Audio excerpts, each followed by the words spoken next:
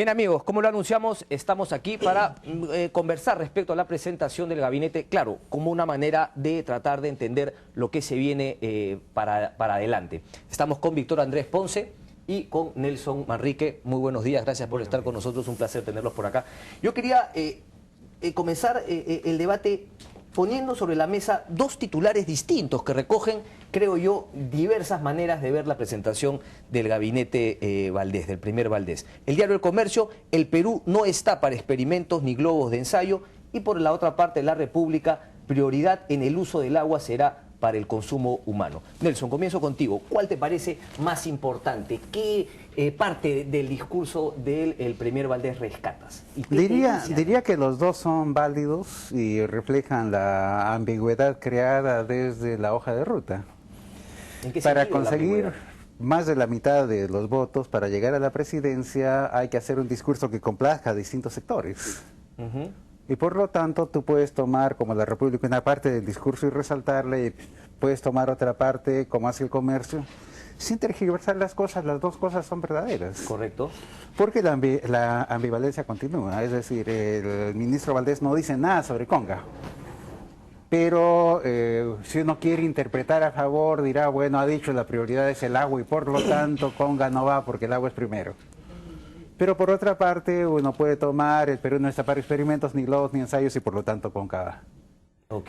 Eso va a ser siempre resuelto desde el punto de vista, mirándolo desde el tema Conga, por ejemplo, como una parte fundamental de lo que hará el gobierno a partir de ahora. Interesa más que el discurso, no se ha tocado el tema Conga. Y como digo, esa alusión al agua es entregar algo para quienes quieren seguir planteando que el gobierno aún no se ha definido, ¿no? No ha dicho Conga, pero ha dicho el agua es primero, y como el problema de Conga es agua, lo que quiere decir el gobierno es que Conga no va. Lo cual no creo que sea así. Mucho más importante entonces que la presentación del gabinete del primer Valdés ayer, ¿te parece cómo se define el tema de Conga, lo que marcará el futuro de este gobierno, la línea de este gobierno? Y déjame hacerte una pregunta para terminar. Has dicho también que se mantienen las ambigüedades sobre la hoja de ruta, pero el titular del Comercio parece afirmar que no hay ninguna duda ya de que la gran transformación, ese primer plan de gobierno, queda enterrado. Creo que la gran transformación queda enterrado, claramente. Ok. Pero la hoja de ruta se presta a interpretaciones. Ollanta-Humala podría decidir radicalizar las cosas sin salirse de la hoja de ruta. O por el contrario, podría decidir continuar cerradamente lo que ha sido la política económica de estos últimos 20 años, Fujimori, Toledo, Alan García, sin salirse de la hoja de ruta. Finalmente son correlaciones de fuerzas lo que va a decidir a dónde va uno u otro. Correcto. Y en esas correlaciones de fuerza creo que hay dos componentes básicos. Por una parte, el aparato de control que está armando Ollanta-Humala. Me refiero al manejo con las Fuerzas Armadas, a quienes se promueven, qué cargos pones, Valdés de Premier, sus dos subalternos como ministro de Defensa y ministro del Interior. Y por otro lado, los movimientos sociales. Ya las autoridades de Cajamarca que fueron a dialogar con Valdés están pidiéndole perdón al pueblo cajamarquino. Al pueblo cajamarquino no le ha hecho ninguna gracia que vayan a dialogar con él. Pero ahí estás poniendo a todo el pueblo cajamarquino en un solo. ¿Tú crees que todo el pueblo cajamarquino? No, seguramente los que trabajan con Yanacocha no están a favor. Pero tú estás seguro que es una mayoría que apoya este tema en Cajamarca. Estoy convencido. Y que apoya también las formas como Gregorio Santos y otros grupos sociales se manifestaron en contra del gobierno. No creo. En el fondo sí, pero en la forma no. Un poco lo que pasa con el SUTEP también, ¿no? Converso con cantidad de profesores que están muy descontentos del SUTEP y del manejo de Patria Roja. Pero se llama paro nacional y todos los maestros paran. No porque les haga gracia el manejo de Patria Roja, sino por el tipo de relación que existe con el gobierno y porque reconocen que necesitan una institución gremial para defender sus intereses. Correcto. Víctor Andrés, ¿tú cómo ves el tema? ¿Queda enterrada para ti también la gran transformación? Yo te he estado leyendo también como leo a Nelson, y para ti creo que ese tema quedó un poco ya en segundo plano, ese gran temor pues de un gobierno bolivariano, etc. Yo creo que cuando el presidente definió el tema de Conga y decidió enfrentarse a los sectores de la izquierda más radical del Perú, de alguna manera definió archivar el primer plan de gobierno, ¿no? Porque como dice el profesor Manrique, en eso podemos coincidir, en eso coincidimos y discrepamos con esta izquierda mediática que decía que la hoja de ruta ¿no es cierto?, era un elemento que definía todo. No, eso dependía de una correlación de fuerzas en la sociedad. Y había que interpretar esa correlación de fuerzas que se expresó en la primera y en la segunda vuelta, ¿no? En la primera vuelta el 70% del Perú dijo no al primer plan de gobierno de Ollanta-Humala, y en la segunda vuelta Ollanta-Humala planteó la hoja de ruta porque tenía que de alguna manera seguir tentando a la mayoría del país. Lo consiguió. Pero eso no estaba claro hasta el momento en que se define el tema de Conga. Ahora bien, déjame referirme al tema del discurso del día de ayer. Ok. Yo veo en el discurso, mira, tú te das cuenta, el discurso prácticamente no ha motivado grandes pasiones ni grandes rechazos. Este discurso lo que ha motivado son observaciones, precisiones, algunos cuestionamientos. Me parece sí que un sector de la izquierda radical va a cuestionar este discurso, pero en general, si tú te das cuenta en los diarios, ¿no?, de todo el espectro político, de alguna manera aprueba este discurso. Bueno, eso es lo que pasa en las democracias avanzadas y lo que pasó en Occidente y en todas las democracias avanzadas hasta antes de la crisis económica del capitalismo que se vive actualmente en Europa y en Estados Unidos.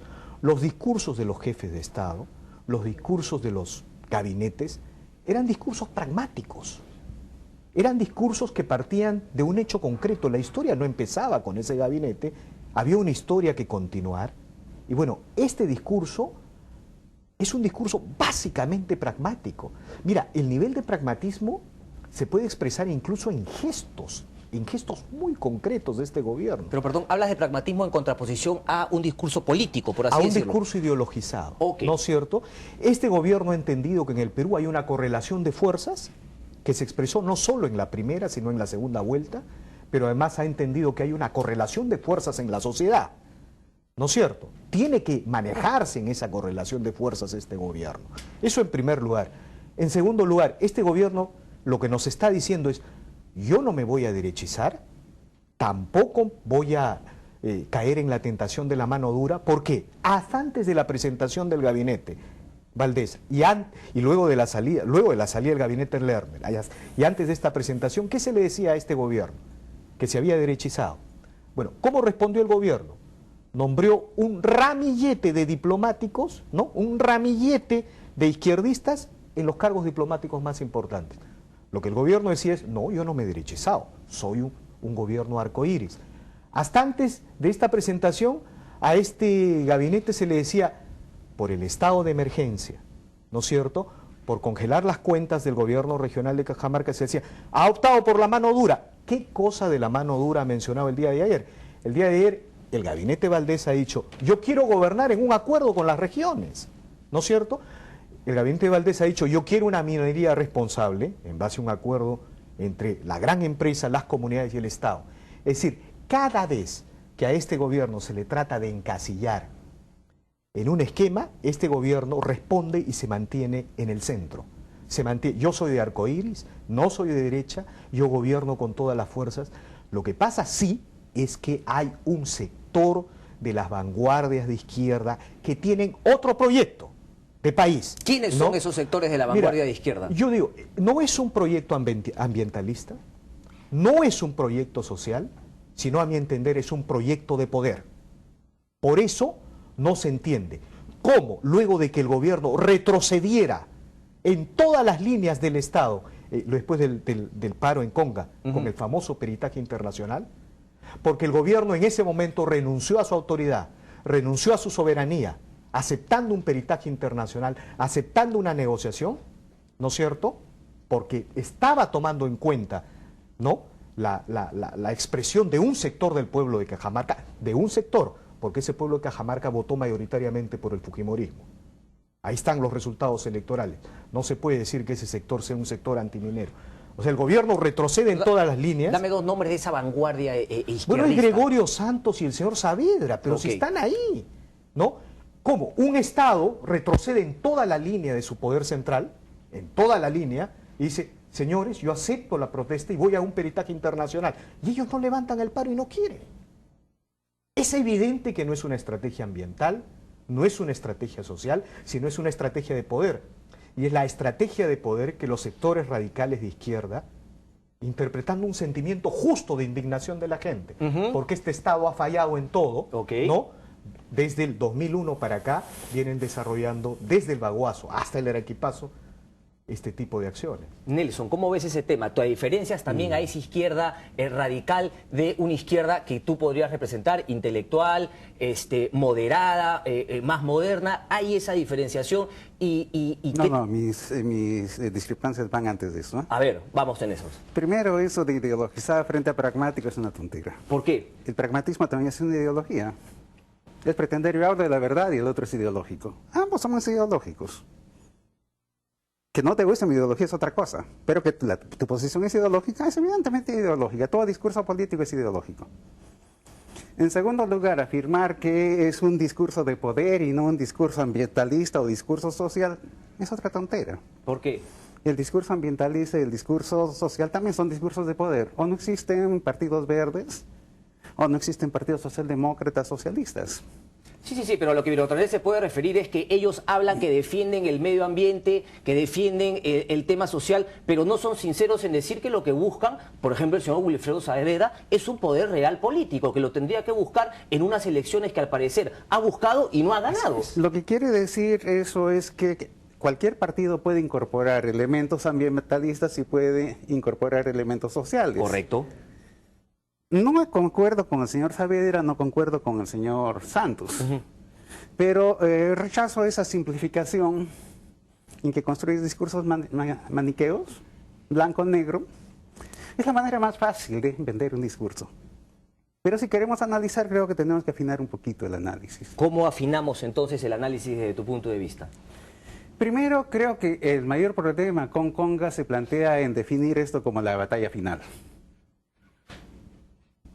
Lo que está de por medio es una... ¿Pero eso te parece un problema o te parece que debería ser así? Me parece que es un problema. Pero tú también lo estás planteando así. Desde que hemos comenzado, tú has planteado Conga, Conga, Conga. Mencioné Conga y todo lo demás se vino. ¿Por qué? Okay. Porque era la mayor omisión del discurso ayer, es evidente. Ok, perfecto. ¿Qué es lo que ha definido la coyuntura durante los últimos meses? Conga. ¿Qué es lo que no se ha mencionado ayer? Conga. Ok. Entonces seguimos en la conga. Conga va, conga. Conga. Pero ¿no te parece que...? No es que yo lo haya puesto y esté todas las veces como tú dices. Pero Tú no, has traído varias veces conga. Yo lo mencioné una vez. no mencionar la palabra conga, ¿acaso necesariamente dice que no tocó el punto de la minería? Porque también me parece válido no centralizar el punto en Conga, porque el tema Conga, su importancia radica en que es un tema que se puede replicar en todo el Perú para muchísimos proyectos más. Él habló de un tema general, pero no por hablarlo generalmente. Por eso digo que convertirle en la batalla final es equivocado. Ok. Porque lo que se está discutiendo es la posibilidad de inversión entre 45 y 60 mil millones de dólares. Estos son 4.500. Si lo pones en el contexto general de qué va a pasar con la minería, creo que podrías tener otra perspectiva del asunto. Pero si conviertes esto en la batalla final, esto va a marcar el conjunto de los demás conflictos que se vienen. Bueno, Saavedra y Santos lo están convirtiendo en la batalla final, ¿verdad? Bueno, pero siempre hay dos contendientes. Ellos tienen una estrategia, el gobierno debiera tener otra eficiente. ¿Te parece que la que tiene actualmente no es eficiente? Bueno, los resultados están a la vista, ¿no? Bueno, pero estamos todavía en un proceso, digamos, de... Firmas un convenio con quienes no son reconocidos por tus otros interlocutores. ¿Qué has avanzado? Prometes hacer un peritaje internacional sin llegar a ningún acuerdo previo. ¿Qué has avanzado? ¿Te parece, como ha dicho Víctor Andrés, que cada vez que intentan encasillar a Ollanta Humala, él se sacude y se mantiene en el centro? ¿Te parece que es así? ¿O te parece, he escuchado, he leído también algunos que ha sido prácticamente secuestrado ya por una derecha? ¿Te parece que es así? ¿O él se mantiene en el centro? Quizá no está ni con la derecha que cree tenerlo ya en su esfera, ¿no?, de influencia, y tampoco está con la izquierda que creyó que se subía a un proyecto en el cual iban a estar 5 años tratando de plantear esta hoja de ruta o lo que sea. Tengo la impresión de que Ollanta Humala está por definir qué es lo que va a hacer. ¿Qué crees que podría definir el momento?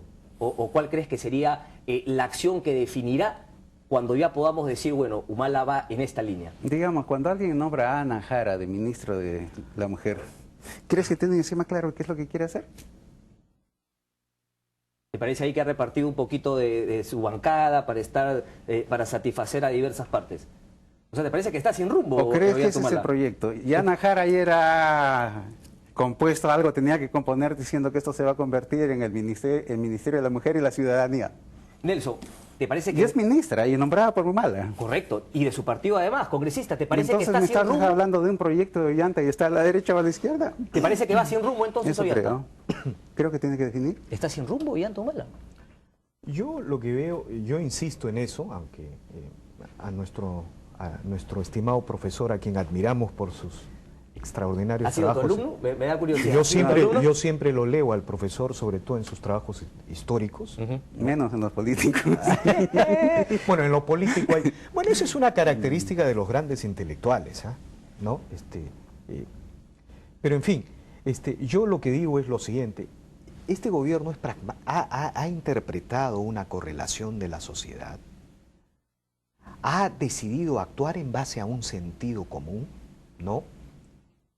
Y, digamos, su signo es el pragmatismo, ¿no? Que es ideológico. Bueno, no sé, mire profesor, yo le digo, el señor Santos, ¿no? Y el señor Wilfredo Saavedra desafían la autoridad del Estado, no quieren levantar el paro, este gobierno les pone el estado de emergencia y les congela las cuentas, los obliga a levantar el paro, luego va a dialogar, probablemente hubo errores de forma, de manejo, ¿no? Porque estos grupos radicales realmente no quieren un acuerdo, ¿no? Yo le puedo demostrar que no quieren un acuerdo, y bueno, continúa con su lógica, se viene el paro de estos grupos, ¿no? No le sale bien, y el jueves, ayer, bueno, insiste en el diálogo, en la coordinación con los gobiernos regionales, de modo tal que este gobierno está actuando, ¿no?, de acuerdo a las circunstancias y con sentido común y respetando las correlaciones, ¿no? Yo lo que digo es lo siguiente, este tipo de discurso más o menos contenta a la mayoría del país. Por eso yo puedo leer el día de hoy La República con un humor. Yo puedo leer a Perú 21 con un humor, al Comercio con un humor, a Correo con un humor, ¿no? Entonces, hay un sentido común en el jefe del gabinete porque ese es el primer deber de un gobernante. Es interpretar lo que piensa la mayoría de su país y la mayoría de este país quiere mantener el modelo institucional y quiere mantener el modelo económico, ¿no? Lo que sí estoy seguro es que los grupos radicales de izquierda no van a estar contentos con este discurso porque ellos tienen otro programa, otro modelo de país. El problema es que no tienen el coraje, la audacia, la decisión de presentar sus programas y sus candidatos propios en las elecciones, tal como manda la democracia y tal como manda los principios, ¿no? Sino que desarrollando estrategias sociales y aparentemente ambientales, quieren desarrollar su estrategia de poder. Yo te puedo decir lo siguiente, si uno es ambientalista, el primer deber moral que tiene es de denunciar la minería informal. Esa minería informal que está llenando de mercurio, ¿no?, de mercurio nuestros ríos peruanos. No lo hacen. No lo hacen porque en realidad su objetivo es la gran minería y al golpear a la gran minería es golpear a un modelo económico. Si uno fuera un verdadero dirigente social, hubiera utilizado el paro de Cajamarca para realmente conseguir un plan Marshall para Cajamarca. Carreteras, escuela, y eso es lo que hace una estrategia social. No, pero ellos están forzando para que esto, como dice el profesor Manrique, sea la batalla final, ¿no es cierto? ¿Te parece que los líderes de esta revuelta en Cajamarca están, como dice Víctor Andrés, buscando un interés propio o tú crees que en realidad están defendiendo de la mejor manera que pueden los intereses del pueblo de Cajamarca? Porque hablábamos, ¿no?, de la forma y el fondo. ¿Qué impresión te da a ti? Porque yo sí creo que hay un real, legítimo malestar de la población en Cajamarca, pero creo yo que no se manifiesta en lo que los líderes están planteando. Y creo que tiene un punto Víctor Andrés en que ellos han podido, en la negociación que iban haciendo, conseguir muchísimas cosas para el pueblo cajamarquino de parte del gobierno central o de cualquier otra, para beneficio del pueblo. ¿Tú cómo ves ese tema? ¿Ellos dos están con rumbo? ¿Santos y Saavedra con un Yo creo que tienen claro? su proyecto político y están en todo su derecho. Ok, ¿te parece que...? ¿O esto no es una democracia? Sí, claro, pero... Entonces, pero que se presenten a las elecciones, Tú puedes profesor. bloquear carreteras, hacer esa cosa en nombre de tu proyecto Yo político. no he sido elegido presidente del gobierno regional de Cajamarca, ni tampoco Víctor Andrés. Ha sido Gregorio Santos. Bueno, entonces, ¿a qué vengo a decirle qué es lo que tiene que hacer y Sí, qué es lo que verdaderamente es lo pero bueno? finalmente, como Ollantumala ya es presidente de todos los peruanos y Gregorio Santos es presidente de todos los cajamarquinos, no solamente lo que votaron ¿Y quién por él. juzga a Ollantumala y a Gregorio Santos? ¿El ¿Tú pueblo? o yo? ¿El pueblo? ¿Entonces? ¿Y? Entonces es el pueblo cajamarquino el que tiene que decir si está a favor o en contra de lo que ellos hacen, no yo. No tú. Nelson, pero tú viste que había un grupo de gente en la plaza de Cajamarca que estaba en contra de la manifestación. Con su Hummer. No podían, eso fue genial. No podían pronunciarse. Esa marcha a favor de Yanacocha con Hummers. Pero, pero no la marcha, sino la gente que quería hacer su calle, no quería apoyar a la empresa Yanacocha. A la empresa Yanacocha hoy por hoy parece que ya no la defiende nadie. En todo paro. Nunca un paro tiene el apoyo 100%. Okay, y los paros son parte de los derechos. Y los paros son parte de los derechos constitucionales, Sí, son parte de la democracia. Nelson, pero ¿cómo protegemos el derecho constitucional de aquellas personas que no quieren que les bloqueen la carretera? Existen los mecanismos. Si no les gusta, pueden pedir la revocatoria de el señor Santos, o bien votar en el próximo gobierno por otro que represente. Nelson, eso es la democracia. Pero estás yendo más allá. La democracia también es que basta que haya una persona en Cajamarca que no lo quieran obligar a que cierre su tienda para que él la pueda abrir y para que todo el aparato del Estado proteja su derecho como ciudadano de poder abrir su tienda. Si así fuese, seguiríamos con 14 horas de jornada laboral, Cristian. La jornada de la lucha por las 8 horas no se hizo con eso de que si hay una persona que no quiere, no cierra. No es así. Pero no hemos avanzado. Y está dentro de la democracia. La lucha por las 8 horas, creo que fue ¿en qué año? ¿1900 algo? ¿20? 1919. Sí. No hemos avanzado ya como para que no tengamos que ir siempre a las calles y bloquear todo. ¿Crees que hemos avanzado cuando hay gente que plantea que es ilegítimo hacer un paro? No, pero la forma del paro, Nelson. Bueno. Hay reglamentos, ¿no? Incluso para hacer los paros. Enhorabuena. Normalmente todos los paros son declarados ilegítimos, ilegales. No, pero es parte de la regla de juego. Entonces, ¿no te parece que hubo nada irregular ni ilegal en la forma como protestaron algunas personas? Lo que me parece es que el escenario se está planteando, el escenario de lucha se está planteando. Hay gente a favor, hay gente en contra. Hay quienes hacen su batalla particular contra todo lo que es persona. Pero es el pueblo de Cajamarca el que va a decidir. Y si Gregorio Santos plantea cosas manifiestamente en contra del pueblo de Cajamarca, lo sacarán. Ese es el límite que él mismo tiene. Ese punto de vista un poco como pero lo que reivindico, discrepando con Santos y discrepando con el señor Saavedra, reivindico el derecho que ellos tienen a defender su propio proyecto. Porque si no, no estamos hablando de democracia, pues. Es fácil ser democrático con los que piensan como tú. La verdadera prueba de la democracia es soportar a aquellos que piensan distinto que tú. Como pueden estar muchos como pueden ser Santos y Saavedra. Pero respaldando hoy también Ollantumala que muchos... Exactamente. Hay que leer al Tito Mariátegui, ¿no? Del cachaco infame al señor presidente. Es legítimo. Es parte de la democracia. Víctor Andrés, para terminar, ¿cómo ves tú el tema entonces? ¿Qué se viene ahora? Bueno, yo siempre tengo que recordar cuando hablan de Cajamarca es que en Cajamarca ganó el fujimorismo, ¿no es cierto? Y si no ganó el gobierno regional es porque no le permitieron postular. De modo tal que cualquier reivindicación de que Cajamarca es antiminera per se no es real. Ahora, yo sí quiero mencionar algo. Mira, yo me imagino cómo serán... ¿Te imaginas cómo ha sido el discurso de Rajoy, el discurso de... Bueno, allá es el primer ministro, ¿no es cierto? Pero el discurso ante el Parlamento en el que anunciaba que iba a reducir 16.000 millones de dólares en déficit, ¿no es cierto? Y 3 días después anunció que iba a elevar impuestos pese a que eso prometió que no iba a hacer. Es dramática la situación de ese gabinete en España, ¿no? O hay que recordar los gabinetes en Italia, en Grecia. Comparemos todo ese dramatismo, esa tensión, esos momentos apocalípticos que viven las economías europeas o las sociedades europeas con la paz y el remanso que el día de ayer vivimos luego de la exposición del gabinete Valdés. Aparentemente esa exposición no dice nada Yo estoy seguro que los extremos van a sentir que no dice nada, ¿no es cierto? Quienes quieren definiciones claras, precisas, blanco y negro, van a decir que no dice nada. Pero lo que ese humor de ese gabinete nos dice es la expresión de la estabilidad a que ha llegado el Perú luego de que ganara un candidato con un programa anticapitalista y que cuestionaba la democracia. Yo creo que la expresión de lo que estamos viviendo ahora, en primer lugar, es, como dijo el profesor Manrique, es una expresión de la correlación de fuerzas de la sociedad. La mayoría del país no está por ensayos ni experimentos, como dice el titular del Comercio. Y ahí está este gabinete afirmándose. En segundo lugar, tiene que ver con un enorme aprendizaje en el Perú. Hemos vivido velasquismo, hemos vivido hiperinflación aprista, hemos vivido terrorismo senderista y fujimorato en los 90. Y hemos aprendido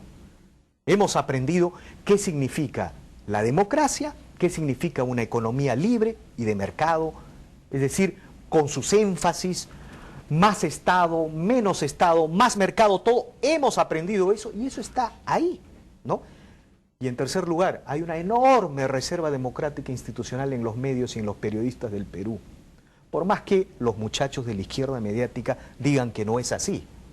Porque es esa labor de los medios que... Y por eso yo digo, no hay que perder, siempre hay que estar con una ceja levantada. A mí no me gustan muchas cosas de este gobierno. No me gusta la racia que hubo en la Policía Nacional. Ok, pero esos medios que se encargan de respetar de hacer respetar la institucionalidad democrática son tanto de izquierda como de derecha. Yo creo que sí, pero en general el Perú tiene una buena prensa en comparación con América Latina. Es que hemos vivido el fujimorato, ¿te das cuenta? ¿No? Y hay una reserva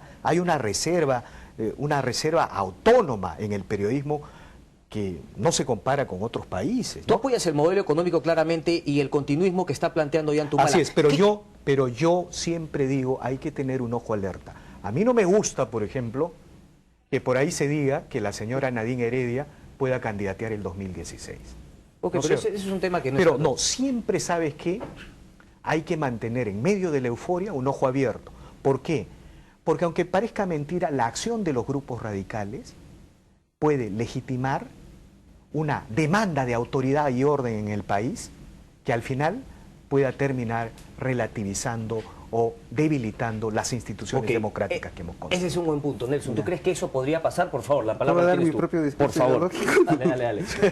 Me parece gracioso hablar de libertad de prensa la misma semana en que se vota a Hugo Coya, se vota a Laura Puertas, tienen que renunciar por dignidad Josefina Townsend y Raúl. ¿Tú de verdad Toledo. piensas eso, Nelson? He escrito mi columna y he mostrado que el Grupo El Comercio ha recibido del Estado en los últimos 5 años, me parece, 181 millones de soles. ¿De quién? Del Estado, 80 contratos. Pero en ese entonces estaba Hugo millones. Coya, Laura Puerta, Josefina Tausen. ¿Qué tiene que ver eso con que esos 4 periodistas se hayan ido?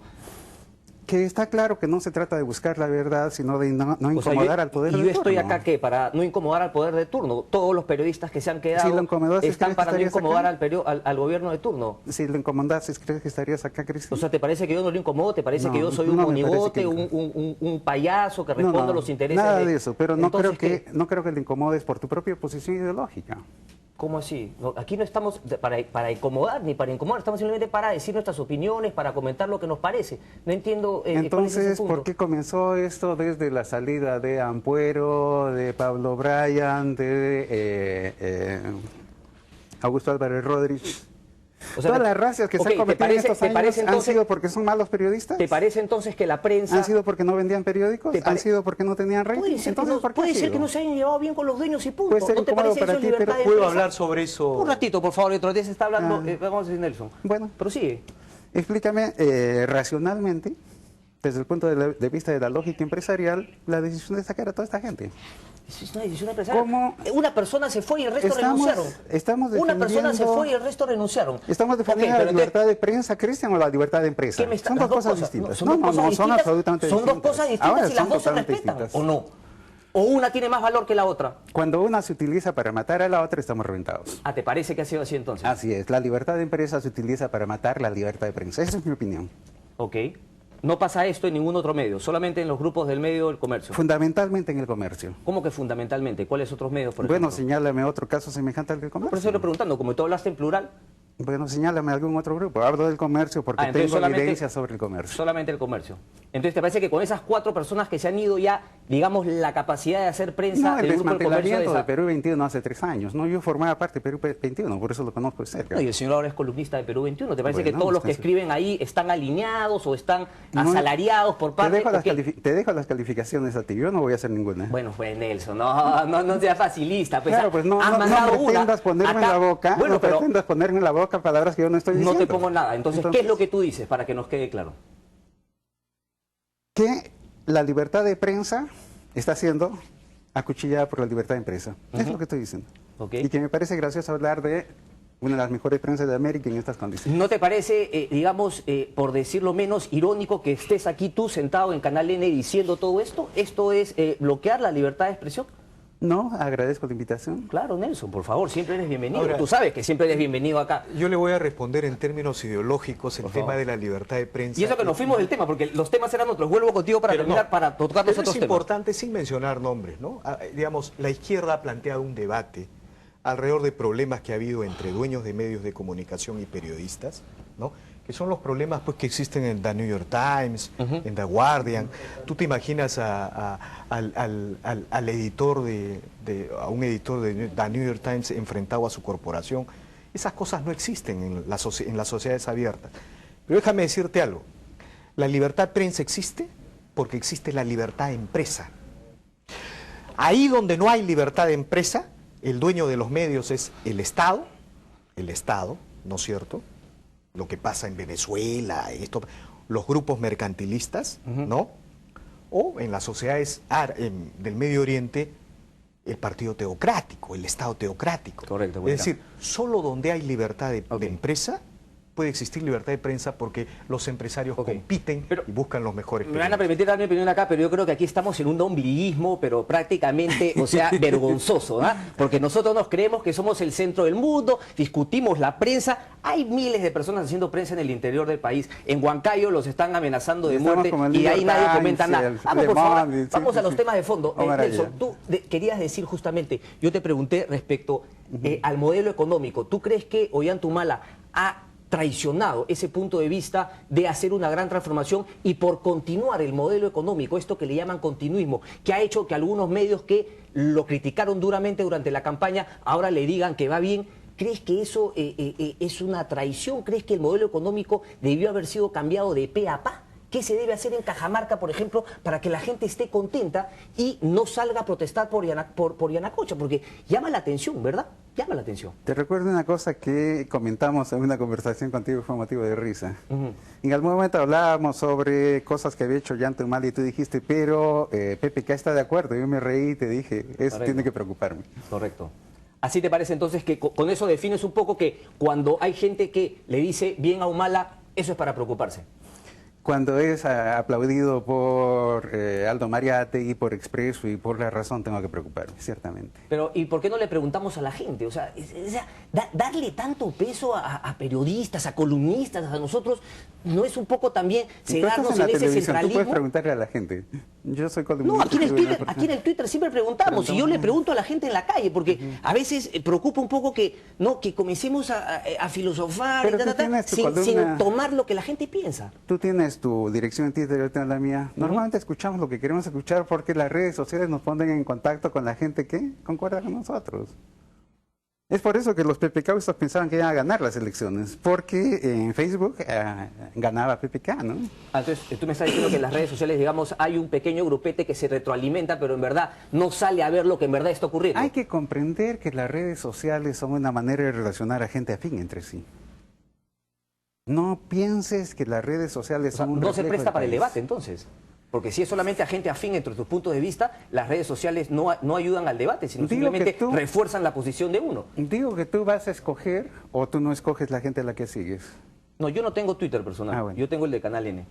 Bueno, yo sí tengo mi Twitter personal, escojo a quienes sigo. Tal cual. Es decir, no puedo seguir a todo el mundo, es imposible.